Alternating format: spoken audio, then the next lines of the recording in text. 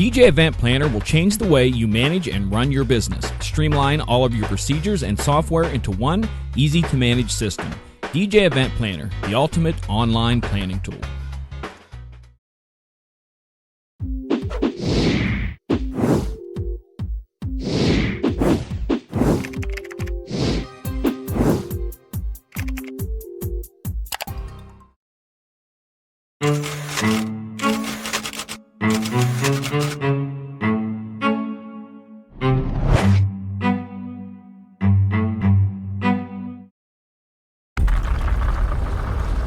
Welcome to DJNTV and Tuesday Night with Ben Stowe. Now introducing the one and only Ben Stowe.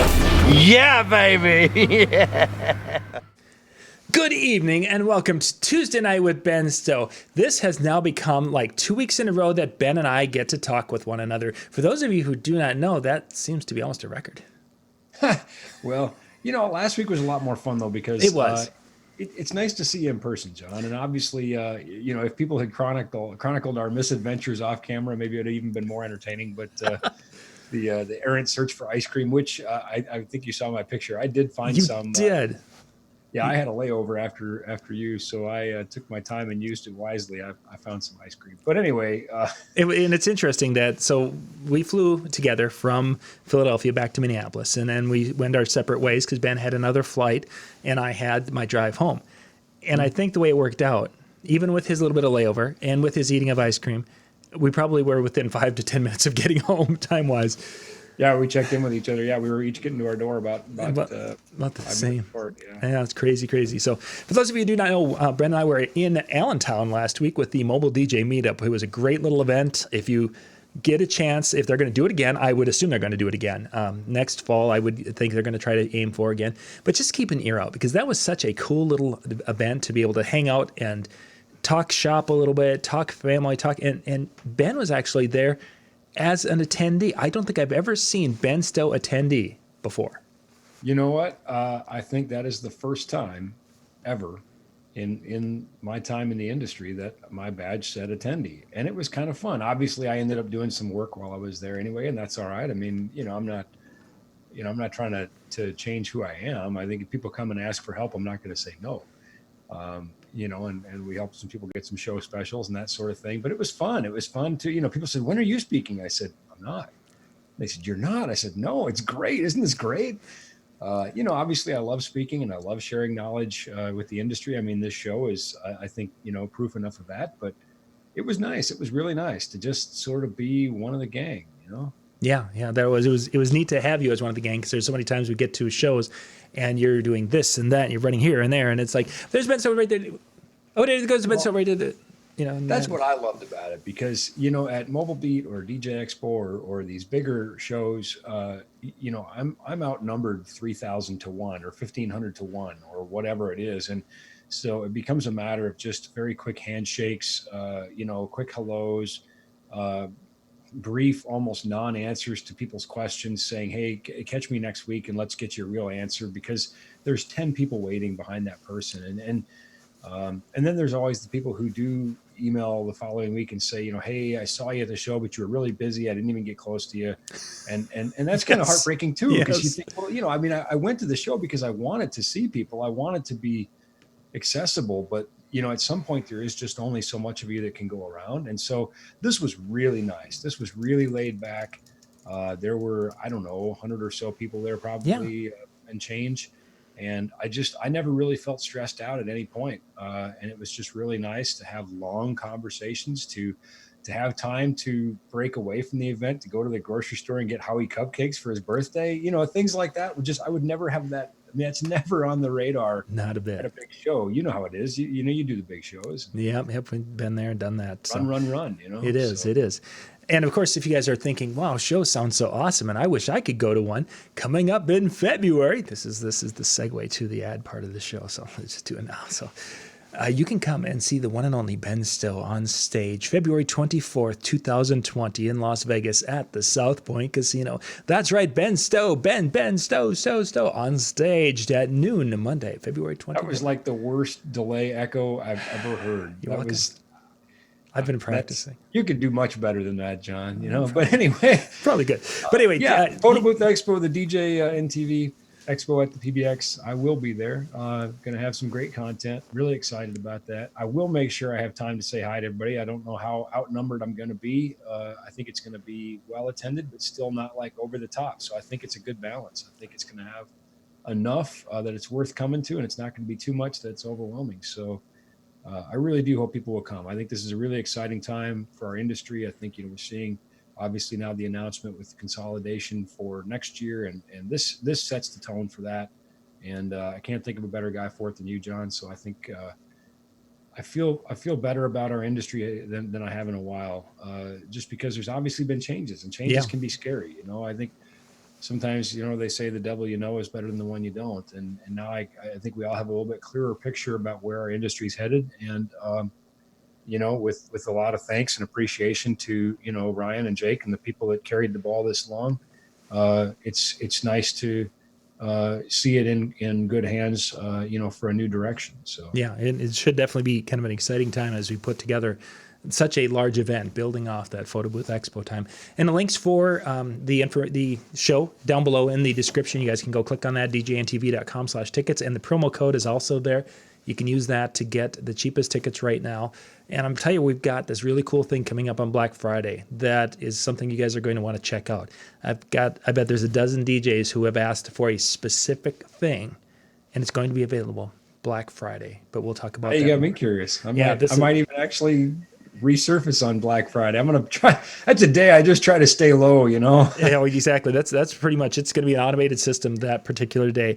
The only thing I was toying around with doing, because a lot of you guys know that I do my handyman channel, and Black Friday is like one of the biggest days for people to go buy tools and different things. This is the time to go to Home Depot and buy. When my grandmother was alive, I would send her with a list. I knew she had no problem. She was about 5 foot and nothing, but she had no problem braving the crowds. And I said, "Here, Grandma, these are the things I want you to get from Home Depot." I'm over 6 feet tall. I'm not going. I'm not. I'm going to get trampled. But this 5 foot tall grandmother, she had no problem. Yep. I was just in Home Depot today, and you see all the things that are out for the Christmas season, and I had to get what I needed and leave quick, because otherwise I was going to be broke in a hurry. So really quick, because if you guys don't shop at Home Depot or Lowe's, next week is when they start setting out the Black Friday things, and some things might be $1 or $2 cheaper Black Friday, but there's some things that they are actually list right away at that price, and then it's that price until they're gone. For those seasons. We have here in Bemidji, we have a Home Depot, a Menards, which is sort of a regional thing. Those in the Midwest will know. And it's actually a bit bigger than Home Depot, the store is. Wow. And then we have a Fleet Farm, a Fleet Supply, right? And they're like literally like bing, bing, bing right together. I call it like red ink corner, because if I go down there, I'm in the red ink, so it's a dangerous area. Oh man, there's too many, I like tools. I don't know what guy doesn't like tools, but in fact, I'm flying tomorrow. I'm on a plane, and I cleaned out my toolbox, and I got rid of anything that I felt wasn't absolutely necessary. And it was still 47 pounds. There we are. Oh, and you guys have seen Ben's backpack. Just imagine what his toolbox is like. Okay, so let's dive into tonight's topic. Tonight, we're going to be playing a new game show called Does Ben Agree? Oh, this is going to be good. I have culminated some statements and mentality from different areas when it comes to buying gear. And we're going to utilize these statements. I'm already sighing. We're going to utilize these statements to see if Ben agrees with these statements when it comes to making decisions on gear purchases, or if he disagrees, and then we're going to dig into each and every one. Yes, a good time to buy a multi-tool, Robin. You are exactly correct. I will be buying a new one. I don't know if I talked about it on a show. I'll probably have to wait until after. We'll talk about what happened with my multi-tool in Allentown at a different time. You missed my birthday. If you're buying multi-tools, it was just a couple days ago. So, Okay, so I'll tell the story of the multi-tool. Then we'll get to our game show. So my one son, I had a multi-tool that I picked up for him, and it was not a cheap one. It was a $49-$50 Gerber one, a really nice one. Yeah. And he knows that when I am traveling, sometimes I need to tighten a screw or something, and I need to have a plier. Well, he snuck it into my bag, my check-in bag, or my bag that would typically be checked in. But I was carrying it. It was all carry-on. So I get to the security and I go through and it beep beep and they're like, "Sir, is there any knives in your bag?" No. What do you think? I'm a rookie? Well, they're like, there's this thing in there, and it's like, well, I'm looking at it, and it's like this little tube about this. It's like, well, I have a little flashlight in there because I carry little flashlights for if I'm doing video and such. I can turn a little LED flashlight on, and sometimes it lightens our face up a little bit. It's like, yeah, it's probably a flashlight, no big deal. Well, he looks in there, doesn't see anything, and then he starts going through another bag as he's trying to figure out, and in one of the little zipper pouches inside the suitcase, there it was, the little Gerber knife. So he's like, "Well, sir, you can either surrender it or take it back out to your car."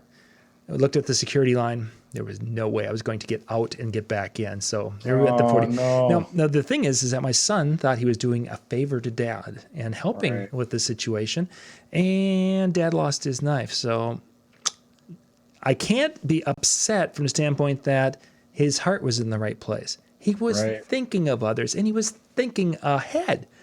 Right. I'm going to be biting the bullet and buying another one. And I went to, actually, we were at the store this afternoon, and they didn't carry one that was close enough to look like it. So, Home Depot. That's Friday will be my trip. So, yeah, good time to buy. I have a little multi-tool in my laptop bag that is TSA friendly. It looks like a snowflake. So each tip is a different screwdriver point, Nice. Phillips flathead, or as they call them in Japan, plus and minus, by the way, which I think is brilliant, but anyway. Much easier. But yeah, various torques, that sort of thing. And then the inside of the snowflake is various like bolt head sizes. Mm-hmm. So, but the end result is the thing looks like a throwing star. Well, that's safe. Every time I get flagged, and they're always, they're like, "You can't touch it, sir, but you can observe me going through your bag." And I said, and then now I've just got this, I don't even wait for them to, because they never can find it. They never can figure out. Of course, if you haven't seen my laptop bag, go watch that show, because this thing has more pockets and zippers. Anyway, So now as soon as they get the bag out, I said, "You're looking for a thing that looks like a throwing star. It's not. It's in the outside pocket on the bottom." All right. Yep, that's what I was looking for. Thank you. That gets me through much quicker. And there we are. So that was our story on the knife. So, okay, so these statements of when it comes to buying gear. Our first statement, Ben. If I'm looking to buy speakers, the best way is to look at the watts and that the speakers are rated for when making my decision on buying speakers. Nobody really said that. You made that up, because I said these were paraphrased. You're worse than like Geraldo. You want to just get me riled up right away. I know, that's right, exactly. I've got the easy ones later. But they're. So I'm pretty sure we've done shows on 3 or 4 shows, and we're doing it. We're talking about it in a little 2-minute segment. Go. Watts don't really matter. They matter to a very small degree. And the degree that they matter is to understand that in order to have watts, you need watts. So therefore, the more watts that a speaker will consume, you need to supply those watts from the wall. However, you do not listen to watts. Watts does not correlate to loudness. The only way that watts would have any correlation to loudness is if we knew what the initial sensitivity was, and then we could calculate what the loudness is. But ultimately, no. It's a terrible barometer of a loudspeaker. And these days, with marketing doing what they do to things, I think sometimes specs have been stretched to the breaking point, maybe. No. Short answer, I disagree completely. Wattage should not be considered, especially when talking powered loudspeakers. Watts is important with passive loudspeakers because we need to match an amplifier to it. And that's the only reason it's important. There we go. In my opinion. So, excellent. No. Okay, next one. Strongly disagree. Next one. If I'm looking for lighting, I'll look for knockoff versions online since all lights are made in the same place. You're making this stuff up. These are paraphrased things. Answer the question. I'm looking for the extra hidden camera. I'm already on camera. There must be another camera. This is. Are you listening to my? Now you've de-escalated to like Maury. I'm going to look for knockoff versions because all lights are made in the same place. Well, in the spirit of Maury, the results are in, and that is a lie. So No, first of all, they're not all made in the same place. Second of all, knockoffs are knockoffs. I mean, you can buy knockoffs of all kinds of things. Three, even if things are made in the same place, that doesn't mean they're made the same. So now that doesn't mean that there aren't quality products that are made by, Chinese manufacturers that are selling direct into the market, but there's very little oversight here. First of all, most of the major lighting companies have contracts with manufacturers, and they have people living in China watching to make sure that things that come off the line are what they're supposed to be. And then they're testing those things. And they're really trying to hold those people honest. You don't have much recourse other than the desire of the factory in China to do the right thing, which there's a lot of stories about that going both ways, you know? So to me, I would just say, first of all, it's not the same thing. We can establish that. Second of all, it's not necessarily made in the same place. And three, even if it is, it's not necessarily made with the same components or quality of parts. And so all those things being said, caveat emptor, buyer beware, in case you're not up on your Latin. In other words, you do you, but don't, I think a good example, and this is such a hot topic, and I don't understand why it is, but at the end of the day, use whatever you want. I don't care. But we had a guy who brought in 4 lights that he had bought from a direct from China type of thing. They were moving heads. They all had failed within 3 months. And he brought them in and we said, we can't fix these. We have no way to get parts. And he said, well, they told me they're exactly the same as the Chevet. We said, well, I doubt that. And he goes, well, you're a Chevet dealer. Get the Chevet parts and fix them, and he was a little bit miffed. And of course, this factory wasn't replying to him anymore. And, So now this landed on our desk. Well, out of the 4 lights, no 2 even had the same parts in them. And none of them had Chevet parts in them. And we opened them and we showed them. We're like, look, we can't, you were misled, man. Wow. I mean, that's a nice way of saying you were lied to, and it is what it is. Now there's other people who have good luck with this. And I can't argue with your results. I'm not here to police international commerce. I'm not here to defend the patents and the intellectual property and the laws that are being broken when you do that, because they are. It's not my fight. So get what you want from who you want, but just don't believe for a second that it's the same. So excellent. Okay, our next one. Yeah. We're moving back to audio. When I'm looking for goodness. When I'm looking for speakers, the best way to find out about speakers is asking on a Facebook group.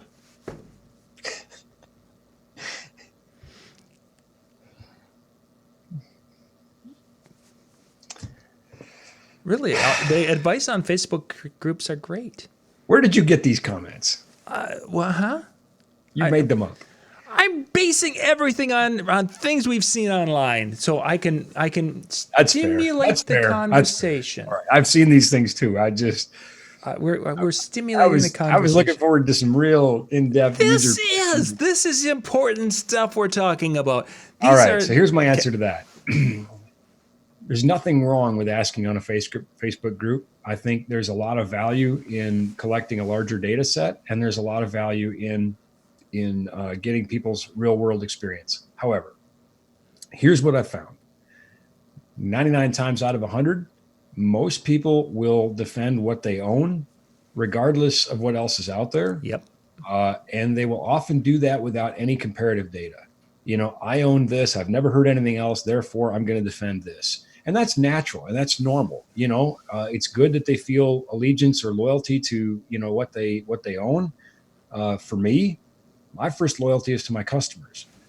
We carry something in the neighborhood of almost 300 brands. So, certainly we have our favorites, but that's for a reason. There's, that's been earned by these brands and their ability to produce a quality product and, more importantly, support it.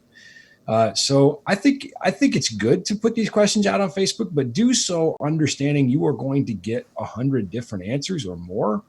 There's going to be little fights that break out. People get territorial. You may not get any clear or meaningful information, but you may get useful nuggets. You may find people's experience with the product and you can draw something from that. But at the end of the day, if what you are looking for is clarity and a clear direction, I don't think you're going to get it there. So it just usually turns into, pardon the expression, but kind of a pissing match. So There you are. And I was hoping you were going to hit that concept that most of the advice is coming from people who have used one thing, and when they heard something about QSC, they bought QSC. Now they're a raving QSC fan. Well, have you heard this? Have you heard this? Have you compared it? No, and there's nothing wrong with that. That's a legitimate thing. If you've had good luck with something, yeah, if they're happy with it, it's just based on, if you've only ever driven one car in your life, if you won't, there's no basis for comparison. And so, at least you're going to hear that they're happy with what they have. But I'll tell you that, I'll say this, I'm going to tread in some dangerous water here for a minute, because there are people who answer that exact question and they'll say, I have ABC loudspeaker, just making up a name here, and I have this model, and they're like, and I think it sounds great, and I know this model, and I know this brand, and it's not a real high quality brand, and I just kind of go, wow, how can you even say that sounds great? I mean, have you never heard great sound like that? Are you kidding me? But what do you say? Like for a guy like me, do I want to go on the forum and make this person feel bad about the speaker they have and they obviously like? No, of course not. At the same time, am I doing the person who asked a question a disservice by not? Maybe, but this isn't maybe the place to do it. So I really, for me, I like to have these conversations privately, and that's often where if I get involved in one of these threads, that's basically what I'll say is, look, reach out to me privately, and I'll tell you what I know representing these different brands, and I'll share my opinions. And that's what they are. They're opinions. I can give you some facts, and then I can give you my opinions. But yeah, sometimes I see people say things about speakers, and I just Cringe. at that point, I'm like, I just kind of say, well, I'm out. Holy moly. What do you say to that? It's like, it'd be like sometimes you're on like a sports car forum or something, and this guy's like, man, I got this 72 Yugo and that thing is amazing. And I'm like, have you ever driven a Ferrari?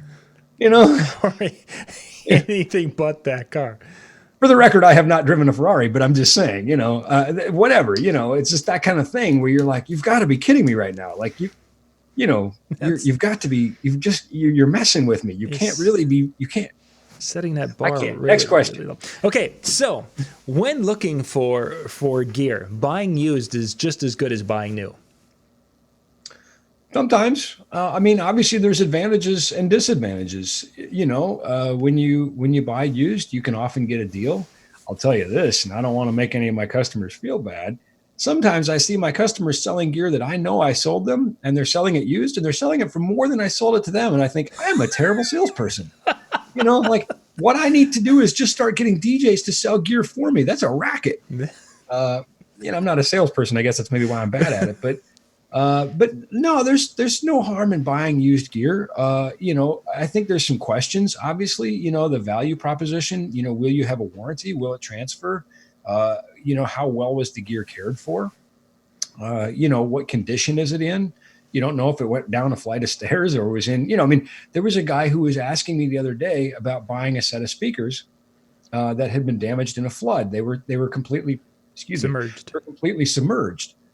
And I said, listen, first of all, it's going to cost you more than a new speaker to repair this one, because you're going to have to buy parts. And if you built a car one part at a time, it would cost way more than buying a car, So I said, by the time you buy both drivers and the amplifier module, it's going to cost you more than buying the speaker new. Plus you got the labor time into it. And lastly, there's biological harm, and hazards in floodwater. So I said, I wouldn't do it. I wouldn't buy this. I wouldn't even take them for free, because it still wouldn't make sense economically. Yeah. That said, though, there's some great deals on used gear out there. And, sometimes that makes a lot of sense. So I think it's just one of those things you have to kind of take on a case by case. And I think there are some things that I would buy used and some things I won't buy used. One piece of gear that I won't buy used is motors, chain motors, hoist motors. If they fail, things fall out of the sky. And the end. Yeah, people get hurt. Even though our motors are inspected and serviced and certified annually, even though I know I could take this used motor and have a certified CM tech tear it down, and I just say, no, I'm not going to buy used motors. Used cable ramps, it's a chunk of rubber. Why not? Is it still rubber? Yes. Okay. Sounds good to me. So I think it just really depends, Yeah. Excellent. Case by case basis. So when I'm looking for speakers, I might as well buy the least expensive speaker from the manufacturer because pretty much all of their lines are about the same. They just cost more. Yeah. So I'll just play along because I just can't believe that's a real question. But I'll just play along. I heard this. This was a statement made about our friends at Electro Voice, and they were talking about ETX speakers. And there was a guy's like, I can do anything the ETX speakers can do with a ZLX. True statement. I just paraphrased. Go. First, I just have to recover from that. Because I own Electro Voice speakers, the X2 touring class line array, which for those who are counting clocks in at about 4,000, almost, I don't know, about a little over $5,000 a box, passive. Still have to buy amps. And even though ETX is awesome and weapons grade and has some of the touring class drivers, the X2s would absolutely eat the ETX for lunch. So there's a reason it costs what it does. And it does what it does. There's a reason ZLX costs less. I think most reasonable, normal people, I shouldn't say that. I'm implying this person's abnormal, so I apologize to that person. I think most reasonable and educated people understand there's a price and performance correlation here, and so, for those that are believing this and are seeking that education, I think I'd say it like this, we'll pick on cars, and I'm not really much of a car guy, but since we went with the Ferrari thing and there's that new Ford versus Ferrari movie out, let's just go with Ford now. So, you got the Ford Focus, right? And then you got, Ford, Mustang and so on up the line. And Ford, I think, owns Jaguar too. So just because they're all made by Ford doesn't mean they're the same car, right? The Ranger and the F-150, two distinctly different trucks. And now you can see what a car guy I'm not. Yeah, you're kind of like you're really out of my element. So let's go back to let's go back. Let's go to like ice cream brands. Maybe that'll be better for you. Yeah, but that could be a long topic. So anyway, there is a price and performance trade-off. Now, again, it doesn't mean you need to go buy X2. It doesn't mean you need to buy, that's hard to say, ETX. Maybe ZLX is just fine for your application. It's a great box. ELX 200 would be the next step up in the line. Great box. I have a ton of EKXs in my rental department. You say, now, why is a guy who has, literally $1 million touring rig also have EKX? Because sometimes you don't need to drive the Ferrari. I don't always use Digico mixing consoles either. Don't take the Ferrari to get groceries. So there's another car reference. I'm struggling. I'm sorry. Yeah, you really are. It's like you keep going back there, and it's almost like I'm trying, viewers. I'm really trying. I'm sorry. I suck at this. Anyway, my point is that, EKX is perfectly great for a lot of applications. And so we have those. You have the right rig for the gig, as I say. But just because it has the same badge on the front doesn't mean it's the same speaker inside. Maybe it has the same engineers, but you can bet that there's going to be just a difference in quality, performance. There's a reason that they priced it where they did. Now, I think they actually could have priced ZLX a little higher, to be honest with you. I think they over-engineered that box. I think they built a better box than they meant to. And I think that's why we saw ELX 200 come out so quick, is they knew they needed that price point box where ZLX was. They built this great box, and like, well, we better fill in the gap. So I guess we better come out with ELX 200, but it's a great box for what it is, but you're talking about a speaker that's, in the $300 range. So, there is a price and performance correlation when you're talk about those things. Okay, our last one. Thank goodness. The last one. So when it comes to lighting, it doesn't matter which company I buy from, because pretty much all the companies are creating the same lights these days. Sometimes it feels that way. Not going to lie. That being said, obviously there are some individual differences in the company and within the product. I think this is a very broad category that we're trying to answer in a narrow way. But, certainly different companies have different, warranty policies and that sort of thing.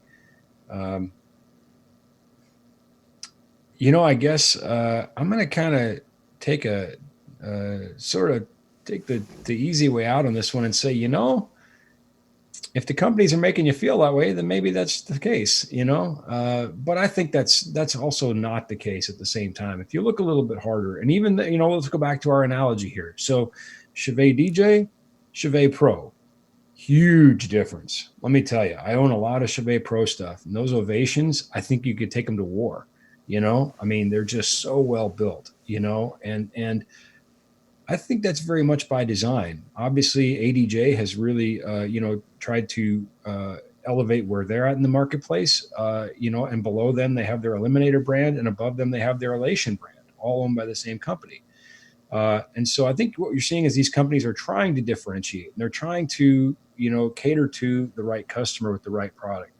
For the most part, tours are not buying Chevet DJ stuff. It will not hold up. Sure. And so, with ADJ, they started kind of getting into that light production, and certainly Chevet DJ with their Intimidator 475 and that sort of thing. They're kind of flirting with that regional production thing. And then when you get into Chevet Pro, it is absolutely touring class. Elation is absolutely touring class. There's some major tours rolling with the Elation stuff and that sort of thing. So I think if you do look within the line enough, you're going to find some differentiation, and you're going to find things that will separate them a little bit. And I've heard this even when we were walking around NAMM last year. I was talking to a fellow DJ, and he was lamenting the fact that how many companies had the same, that same type of fixture, whatever that was, the fixture. Bleh. And he was just like, is there no creativity in the lighting companies anymore? And I think there's two parts to that.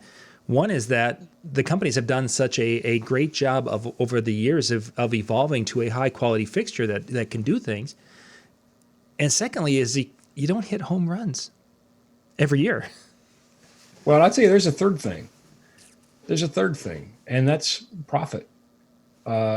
As people have begun to, buy these other fixtures, from China and that sort of thing, they are forcing the hands of these U.S. companies to, try to cut costs. And R&D is one of those costs. So I think that is a part of it too. I think, we're not giving them incentive to develop product. Believe me. I think if they thought people would buy it, they'd make it. So I do think that's a third thing. Sure. I think we have ourselves to blame a little bit here too. Yeah. So good point. Sort of, remember, I guess maybe about 10 years ago or so when people were talking about, the end of the great Hollywood movie theaters, and nobody was buying movie tickets, and the movies in the theaters stunk. And of course, now I think, we've clearly come out of that slump, but it was sort of one of those chicken and egg things. Are people not buying tickets because the movies are awful, or are the movies awful because people aren't buying tickets? So maybe both. It's funny that you bring that up on the day that Disney launches their thing, and now everyone who's not here is watching Disney Plus tonight. And yeah, I'm competing with The Mandalorian, so pretty sure there's nobody watching. Yeah, exactly. There's a handful. That's it.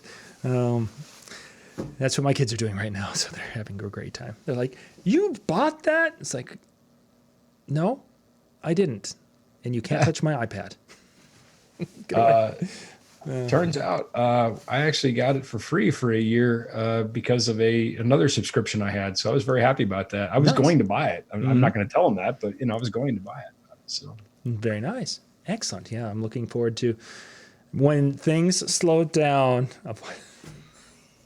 I have to wait until Saturday to watch Mandalorian because I fly to Dallas tomorrow. And then I'm there until I fly to Phoenix. And I've got one day where I'll be seeing a very good friend of mine, a guy that I met touring.